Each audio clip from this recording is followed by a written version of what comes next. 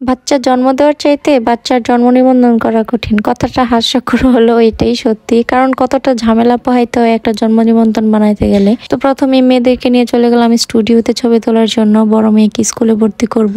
আমার মেয়েটা মাশাআল্লাহ বড় হয়ে গেছে, তো স্কুলে ভর্তি করাবো, এর জন্য তার জন্ম নিবন্ধন লাগবে। সেজন্যই ছবি তুলতে যাওয়া। তো একসাথে দুই মেয়েকে নিয়ে যাই, কারণ বারবার একই ঝামেলা পোহাইতে খুব বেশি বিরক্ত লাগবে। তাই ছোট মেয়েটাও একসাথে করে ফেলবো, তাই দুজনকে নিয়ে গেলাম। আর ছবি তুলতে গেলে দুই বোনের দুই রকমের কাহিনী। আসবার ছবি তুলতেই পারছিলাম না, কারণ সেই শরমের লজ্জায় একটু হাসছেও না, কোনো কিছুই না। আর এদিকে আমার ছোট আম্মাজানকে দেখেন, তার হাসি মুখ বন্ধই করা যাচ্ছে না। মানে ওর ছবি তুলতে গিয়ে আমরা সবাই হাসতে হাসতে শেষ। ওকে ছবি তোলার জন্য রেডি করলে, মানে ছবিতে ক্লিক করতে গেলে সে হাসি দেয়।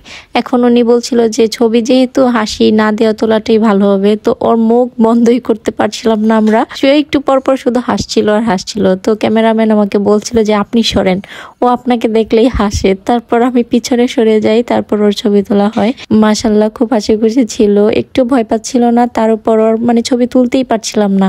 ওর অনেকগুলো ছবি তোলার পর তারপর গিয়ে প্রপারলি একটা ছবি তোলা হয়। আর ছবিগুলো আমরা ইমার্জেন্সি নেব, তাই আমাদের কাছে 1 ঘন্টা সময় চাই, যে 1 ঘন্টার মধ্যে দিয়ে দিব। তো এই 1 ঘন্টার কি করা যায়, জামাই তো বুঝতেই পারছে। 1 ঘন্টা যদি সে আমাদেরকে কিছু না খাওয়ায়, বাসায় গেলে তো বউ বাচ্চা সবারই গাল ফুলাফুলি দেখতে হবে। সেজন্য চলে গেলাম কিছু খাওয়ার জন্য একটা রেস্টুরেন্টে। আর খাবার অর্ডার দিই আর খাবারের জন্য অপেক্ষা করছিলাম। এদিকে তাদের বাবা মেয়ের একসাথে অনেকগুলো ছবি তুলে দিয়েছিলাম। বাসায় গিয়ে যখন গ্যালারি চেক করি, দেখি সবার ছবি আছে, আমার ছবি নাই। একটু খারাপ লাগছিল। তারপর আবার ভাবছিলাম একটা সময় বাইরে গেলে মোবাইল ভর্তি ছবি থাকতো, কত রকমের ছবি তুলতাম। আর এখন গ্যালারিতে নিজের কোনো ছবিই নাই, শুধু বাচ্চাদের ছবি আর বাচ্চার বাবার ছবি।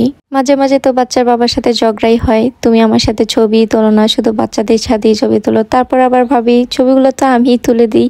আর এখন বাচ্চাদেরকে নিয়ে কত বিরক্ত হয়, আবার দুইটা বাচ্চা, ছবি তোলার সময় কোথায়, নিজেকেই নিজে বুঝ দিই। আর এদিকে আমার ছোট মেয়ে খাবার আসছে না দেখে টেবিলে একদম ভাঙচুর শুরু করে দিছে। তারপর চিল্লাচিল্লি করতেছিল। আর ওর এসব দুষ্টমি দেখে ওয়েটার একটু তাড়াতাড়ি খাবারটা এনে দেয়। তারপর আমরা দুজন মিলে খাওয়া শুরু করি। আশফা খাচ্ছিল না, কারণ আশফা বাসা থেকে খেয়ে গেছে। আর আরিশা তো খাবার দেখে পাগল হয়ে যাচ্ছে। সে মনে মনে বলছিল আমি টেবিল ভাঙচুর করে খাবারটা এনে দিলাম আর আমাকেই দিচ্ছে না, কি একটা অবস্থা। আসলে ও 6 থেকে 7 মাস চলছে, যেহেতু নতুন নতুন খাবার শিখছে, যেটা দেখে সেটাই খেতে চায়। সেটা ময়লা হোক আর খাবার, এটা তো আর সে বোঝে না। আর ফাস্ট ফুড ওকে না দেওয়াই ভালো, কারণ নতুন নতুন খাওয়া শিখছে, তো বাইরের খাবার যতটা কম খাবো ততই ভালো। এদিকে আমরা খাওয়া দাওয়া শেষ করতে করতে ওইদিকে ছবির কাজও মোটামুটি শেষ। তাই এখন ছবি নিয়ে সবাই বাসায় চলে আসলাম। আর এই দেখুন আজকে আমাদের ছবিগুলা খুব সুন্দর হয়েছে। মাশাআল্লাহ মাশাআল্লাহ, সবাই বলে দিবেন। সবাই ভালো থাকবেন, সুস্থ থাকবেন। আসসালামু আলাইকুম।